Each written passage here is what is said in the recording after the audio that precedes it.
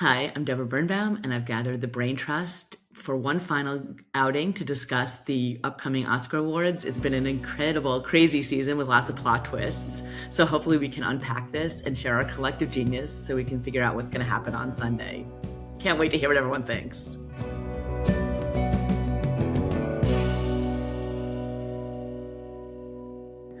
So I want to start by talking about what category we think is going to be an indicator of how the night is going. Like, what's the one thing we should be looking out for as the night rolls out on Sunday?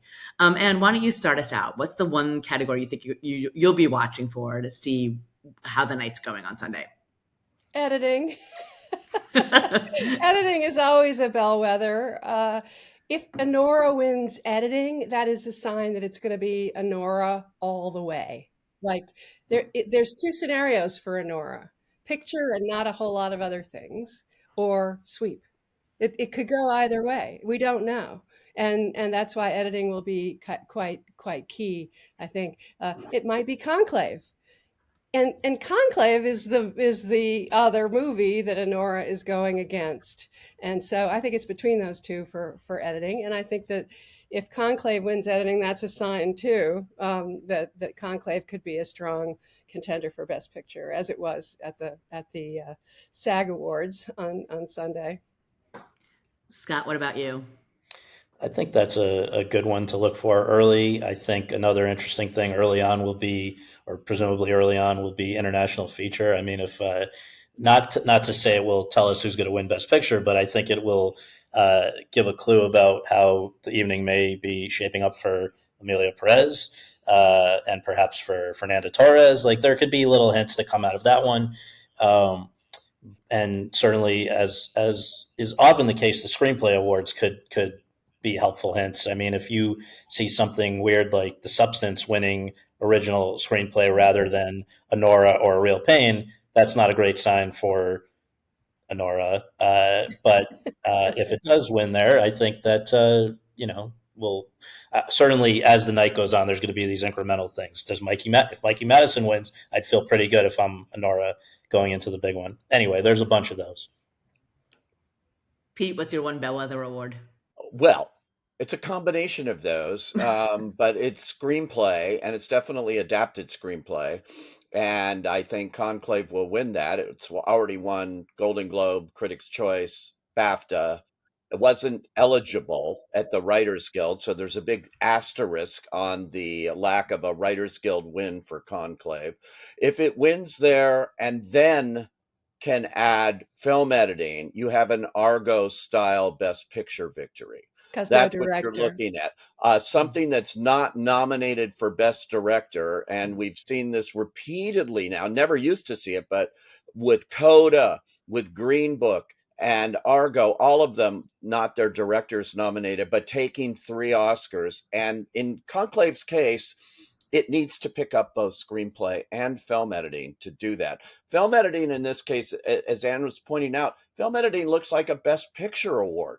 If they're voting there, that's what they're voting for Best Picture too, because everybody in the Academy is voting on every category. It's different than the Emmys where it's branch voting.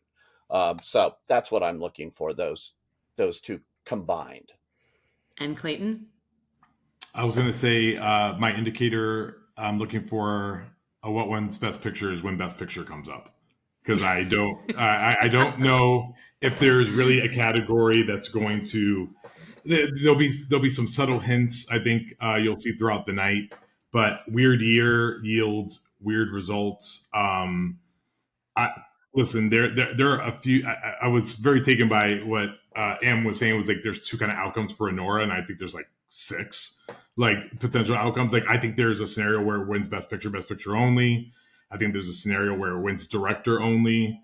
You know, it does the Midnight Cowboy thing where it gets picture, director, and screenplay, or does Rocky and it's picture, director, editing, or it's a sweeper. There's just so many different variations. I am one that even listen. I know we've had sweepers in the acting categories, but when it comes to the crafts, we're kind of flying blind on editing because we just have BAFTA to tell us what's happening there, and cinematography is all over the place after ASC. Production and costumes you can take to the bank, but like Yeah, sound, Wicked will take those too. I have no idea what's winning sound. I mean, I have an idea of what's winning sound, but like I really don't. And even score is even a little bit up in the air. So I think I always go back, and I think you'll appreciate this, Deborah. I remember the Merritt Weaver year that she won the Emmy for Nurse Jackie, and that night at the Emmys was just like anarchy, and every pundit was wrong about so much, except for John Hamm, weirdly, in the end. And I go back to the year of Gladiator, that Russell Crowe won out of nowhere, Marcia Gay Harden won out of nowhere. Like weird, we're due for a very weird year where just like it's all over the place, and that's where I think it is. What surprised you all the most over the course of this season? What was the one win or the one upset that had you the most surprised? I would go with Timothée Chalamet last night at the SAG Awards. He hadn't won I wasn't anything. He had won nothing so far. Yeah, he's won nothing, but I wasn't that surprised because there's, 160,000 people, and it's a very populous kind of thing. And I think a lot of the SAG kind of voters would never have gotten through the Brutalist. And I just think it's a different vibe. So I wasn't surprised at all What on did surprise you? what surprised me over the whole season. Over the whole season, there have been so many plot twists. Other than Yeah. Carla gets her own bucket. Carla is a surprise. We can all agree. I don't know what surprised me over the whole season. You know what would surprise me if there weren't surprises, because the bottom line is I've always said this 100 times over the years. Oscars are all about momentum. It's about where the big mo is. And Honora certainly had it when the ballots were live on the Oscars. Conclave has it when the ballots aren't live on the Oscars after SAG. So you don't know how that's affecting the vote, but it's always about momentum and where these things are going. And this is an unusual year. It's a very interesting year in the way it's zigzagging around, and there's different constituencies in the Academy. So we'll see what goes on. When Honora took the CCAs and then the DGA and then the PGA just in 2 days in a row, that was a big moment and a momentum shift, as Pete says. It was like it didn't win anything at the Globes, and so it had been running under the radar, and we didn't know. There was no sign of how strong it was until it won all of those awards. And now we're back to it not winning anything at SAG. So it's zigzagging all over the place. But it's not mainstream. And the one movie I want to compare it to right now is The Shape of Water. That's the one where it's an artistic movie, and achievement, doesn't win ensemble, at SAG, doesn't even get nominated for ensemble at SAG, and then wins Best Picture. That's the kind of movie where the crafts are with it and the voters are with it. It appeals male, female, has a romance, but it's not just female. Wicked is just female. That's the problem with Wicked. And that's why I think you have a lot of momentum around Honora. Scott, what about you? Anything surprise you? I think that's exactly right. If we, look back at this season in 5 years, we're going to talk about that 48-hour or so period when we're flailing around for a front runner after the Carla situation, and it all just hit one thing after another. Critics' Choice, DGA, PGA for Honora, and we'll see if that actually matters. I mean, if they don't win, that will make that less relevant. But if it does win, that's when it started, clearly. And Clayton? Every season is hindsight. Hindsight's 2020, and you look back and you're like, how did we not know that this was going to happen in the end, right? And you seem like all the signs were there. But I mean, this season really is a moment to moment kind of thing, and that 1-2 punch of the weekend of Honora, like surprising, but like not surprising, but also I would say, for me, a real pain winning original screenplay at BAFTA was like, that's something I thought early in the season could definitely occur, and then we move away from it, and then it happens at BAFTA in a vacuum, and you're like, wait, does that mean anything? I think there's a lot of potential for surprises. And Ann and I were talking about this, which she's right to a degree, so I'm going to agree with you in part. And anonymous Oscar ballots can be really they can mess you up sometimes, but they also can really be illuminating. And to shout all of us out here, it's anonymous Oscar ballots that all four of us, and Debra, you weren't here at the time, but all four of us knew Penelope Cruz was getting nominated for Parallel Mothers. There was no indication of that if you look at precursors, but we all talked to voters and heard her name enough times. So they do offer some insight, but they can mess you up at the same time. So you have to kind of weigh what really matters and what doesn't. And by my gauge, it's all over the place. If we're working on our Oscar predictions now, this is the time where it's very easy to overthink things and also miss.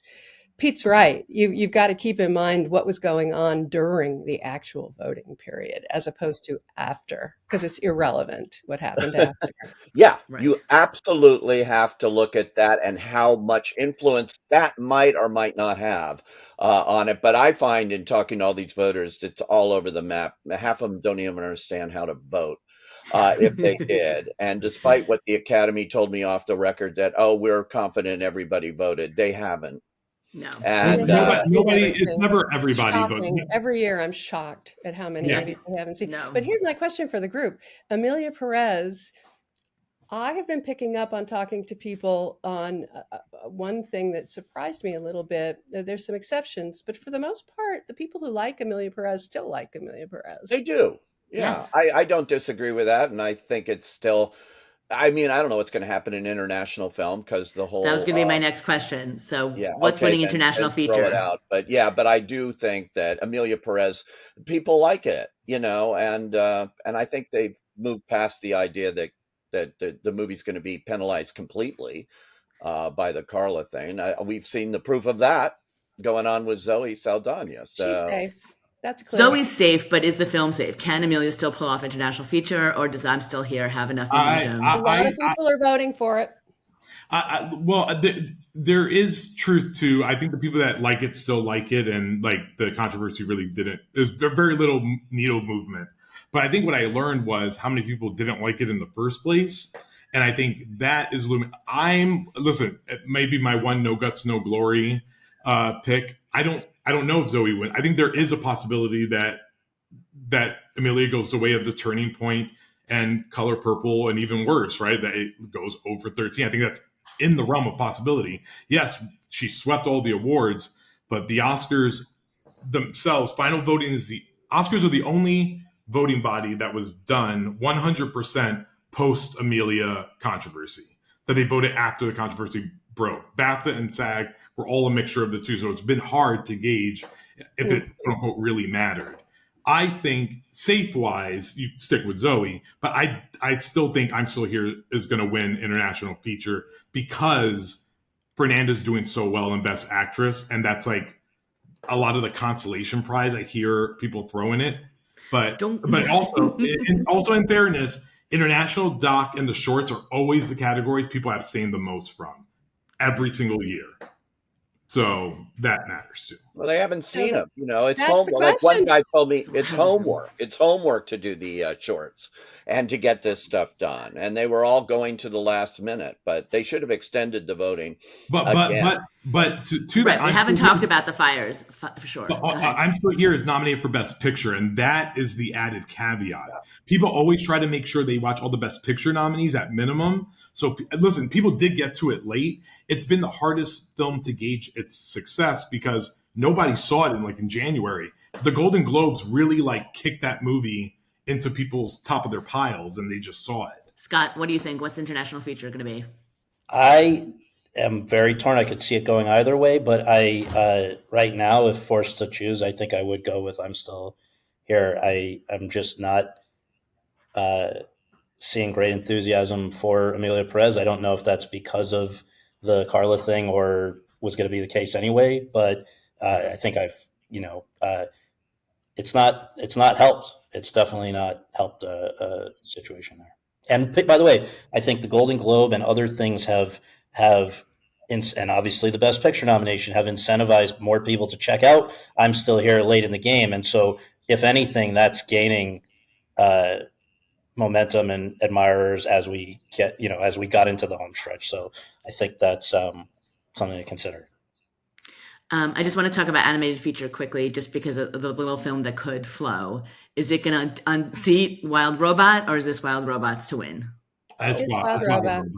As a Look at matter the of, notes. Look at all I, the I notes. am not convinced. I think it could be Flow. Absolutely, it's nominated for international film too, and it's won so much stuff. It won again recently. I think Wild Robot again. The momentum was right when Oscar voting was going on with Wild Robot finally coming into it, and Universal and DreamWorks have poured money into this thing to make sure it wins.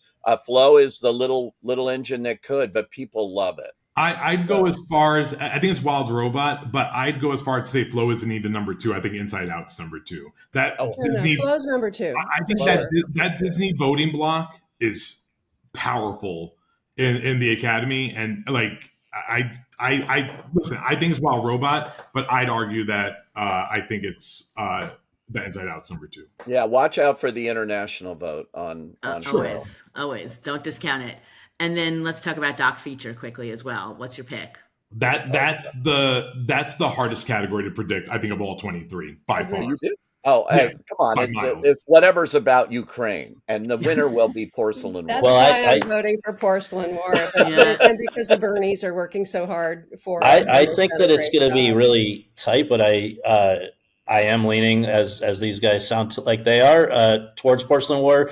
But the other thing is there's certainly a indeterminate number of people who are very into No Other Land, which is another statement on a current ongoing conflict. I do think it probably breaks for Porcelain War, partly because it's a more hopeful, optimistic sense of it doesn't leave you wanting to slit your wrists, and it Deals with also art, too. and it deals with art, exactly. So Right. I think that, and it's just an amazing, as we talked about last time we were all together, this story of two filmmakers, one in Ukraine, one in Brooklyn, who don't meet until the premiere at Sundance. I think they've done a good job getting that out there. Bob Burney and his people and the producers and everybody. It's got a cute dog, which never hurts. Just ask the Never. artist. And so I wouldn't be confident picking anything in that category, but I feel like the way it's breaking. Yeah. I agree. A lot All of right. people love Soundtrack for a Coup d'etat, which You are correct. is That is a my sneaky, personal sneaky favorite. winner. And if you talk to a lot of sophisticated Academy voters, the ones who are really smart, really love that movie. It'd be tempting to go with it. But the truth is there are a lot of people who can't get there because it's very arcane and challenging as a And it's formal long. It's work the of art. longest Yeah. of the lot. That's And a what it favorite is. among many. Yeah, but a lot of people that's a sneaky winner.